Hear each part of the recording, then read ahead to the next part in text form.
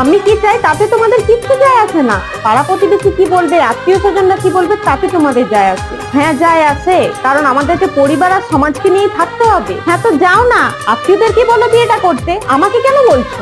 মনে হচ্ছে তোর মাথাটাই খারাপ হয়ে গেছে। তোমরা কি চাইছো বলো তো?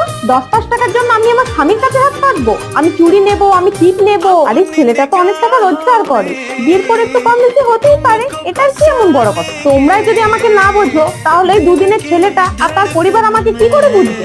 আর এমনি তো ইচ্ছে না থাকা সত্ত্বেও বিয়ে দেওয়াটা মানে হচ্ছে তুমি কোনো দোষ করনি, তাও তোমার ঘাড়ে দোষ চাপিয়ে তোমার ফাঁসির ব্যবস্থা করে দেওয়া। তোর কি মনে হচ্ছে আমরা তোকে জোর করছি? আরে আমাদের তোকে নিয়ে অনেক চিন্তা হয়, এজন্যই তোকে বলছিলাম বিয়ে করতে।